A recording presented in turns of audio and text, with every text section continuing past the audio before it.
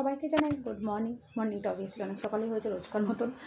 সমস্ত কাজবাজ সেরে ফেরে উঠে এই এখন রেডি হলাম, রেডি হয়ে যাবে বেরোবো। যাচ্ছি আমরা পিকনিকে। তোমাদের বলেইছিলাম 26 তারিখ পিকনিক আছে, তো এই যে আমি হয়ে গেছি রেডি পিকনিকে যাওয়ার জন্য। তো চলো যাই। এই পিকনিকটা অনেক আগেই প্ল্যান করা ছিল, যদি না থাকতো হয়তো যেতাম না, কিন্তু পিকনিকটা অনেক আগে প্ল্যান করা হয়ে গেছিলো। ইভেন আমাদের 13 তারিখ অ্যাকচুয়ালি ভ্যালেন্টাইন্সের 14 তারিখ তোমরা জানোই, 14 ফেব্রুয়ারি। তো আমাদের দীঘার প্ল্যানিংও করা হয়ে গেছে, আমাদের টিকিট বুক করা হয়ে গেছে দীঘার জন্য।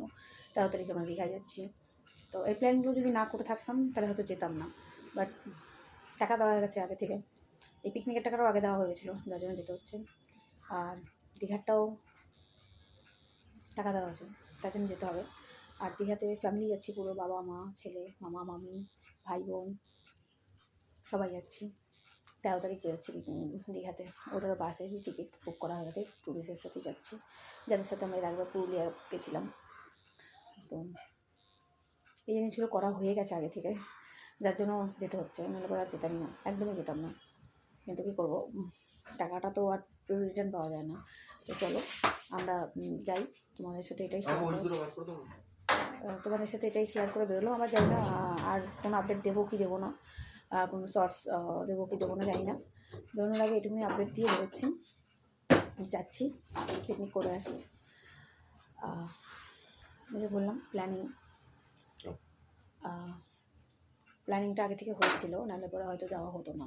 টাকা দেওয়া না হলে হয়তো যেতাম না, টাকাটা দেওয়া হয়ে গেছে, তাই জন্যই যেতে হচ্ছে। আর ওই দীঘার কেসটাও সেমই হয়ে গেছে। তোমাদেরকে ভেবেছিলাম বলবো না, একদম সারপ্রাইজ দেবো, বাট ঠিক আছে বলে দিলাম। দীঘাটারও টাকা দেওয়া হয়ে গেছে, যার জন্য যেতে হবে, তোমার দীঘা ক্যান্সেল করে দিতাম। রেজিস্ট্রি হয়ে যায় বিয়েটা রাখতে হচ্ছে, নাহলে বিয়েটাও ক্যান্সেল হয়ে যায়। এটা কোথায় লেখা আছে যে রেজিস্ট্রি থাকলে ডিভোর্স হয় না? এটা তো কোথাও বাধ্যতামূলক। ছাড়বো তারপর না, এটা তো কোথাও বাধ্যতামূলক নয়। ছাড়বো তারপর না। আমি তো তোমার সঙ্গে কিছু বলছি না, না তুমি সবাই বুঝতে পারছে, কেউ তো বুঝুক না, বুঝুক, যার যেটা বোঝার বুঝুক না, কারণ বোঝার ওপর তো আমার কোনো দায়বদ্ধতা নেই না, কে কী বুঝবে না বুঝবে। কী করছো এটা? দেখ চলো বেরোই, অনেকটা লেট হয়ে গেছে, সকালের টিফিন খাবো বেলা 12টায় গিয়ে, অনেকটা লেট হয়ে গেলাম। তোমরা জানো কে বললো, কে বললো? তো যাই, টাটা।